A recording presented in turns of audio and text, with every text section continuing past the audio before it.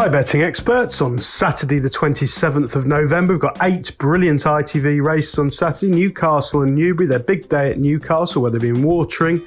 Good to soft at time recording. It's a similar story at Newbury. Now the picture's complicated because there is rain forecast over the weekend. Who gets what when could obviously determine conditions, but I've assumed it's just going to be pretty much perfect jumping ground on the easier side of good. And there are some competitive fields, 1 or 2 small fields that have blighted racing over the last few weeks, but basically it's a cracking Saturday of action.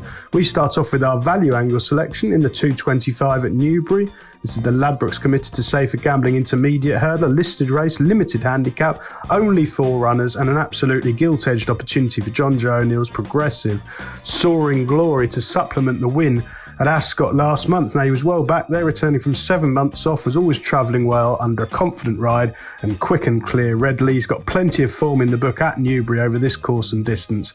The small field shouldn't bother him. He's got plenty of speed and he's much more settled now than he was in his early days. He'll be a short price, but I think he should get punters off to a really good start there. Now, for our nap of the day, we go to the 1:15 at Newbury. This is the Sir Peter O'Sullivan Memorial Handicap Chase, 2 miles, 6.5 furlongs. Class 2 4-year-olds and upwards, good prize men offer, and I really like the claims here of Emma Lavell's Killer Clown. Now, this Progressive Chaser was a revelation last season, travelling and jumping superbly, running really well at Newbury over these big fences, which encourages me, and I think he just needed the run in the old Roan Chase behind All Mankind at Aintree. That was his first start for 6 months last month.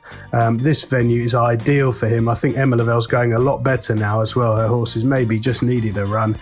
Killer Clown should be spot on here. I think he'll be travelling all over these and hopefully he'll see things out a lot better with the run under his belt. He's around 7 or 8 to 1. I think that's a very fair price. A sporting nap on a competitive card. Let's do the other races in time order. Over to Newcastle for the 1:30 on ITV. The Betfair Daily Rewards Novice Limited Handicap Chase, 2 miles, 7.5 furlong. Well, Cooper's Cross landed an almighty touch at Sedgefield last time out after a sighter first time out over fences. Now, he only won that race by on the nod by an inch, getting up right on the post, but quite a lot went wrong in running for him and he did extremely well to win. I think he was value for 6 or 7 lengths. Now, he has gone up in the weights, but he's a young chaser, very, very astute connections, and I'm pretty confident he can land this small field handicap before going on to better things. Back to Newbury for the 1:50, a competitive 2 mile 4 handicap hurdle, class 2. Well, Licard's Article was disappointing on his final start as a novice last season, but as a result of that lesser effort, he's got into this handicap on quite an attractive mark.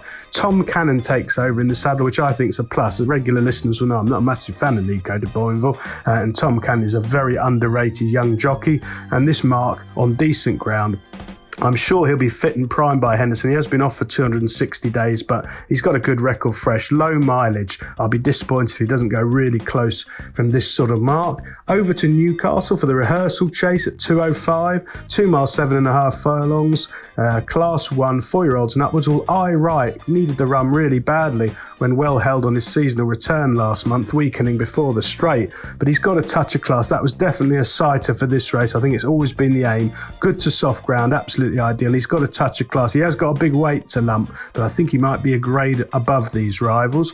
Back to Newbury for the 3 o'clock. The big betting handicap of the day, grade 3 contest over 3 mile 2. Well, Inrillo has always gone best on decent ground, and Paul Nicholls is absolutely fantastic at laying his horses out for these big Saturday prizes. He's been off for 217 days, but that's probably a plus. He's open to a bit more improvement as his stamina is properly tested, and I think he'll go really close here. He has attracted decent money in the lead up to this race, which is significant. Back to Newcastle for the 3:15, their big race of the year over jumps. They're the Fighting Fifth, a grade 1 over 2 miles, always blighted by small fields. It's no exception this season, but Epatante has had her back done. She had issues last season. She didn't go on really after winning first time up. Became a little bit disappointing, albeit she was in with very warm company.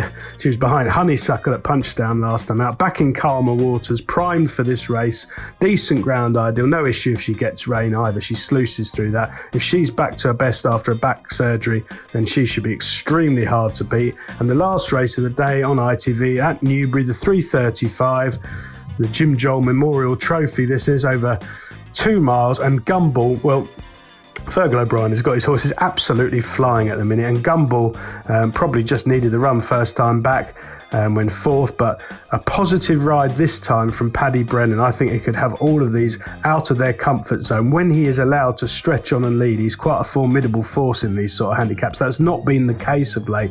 They've tried holding him up, but I think he'll breeze off in front here at 2 miles on ease, decent ground, and I think he could take an awful lot of catching.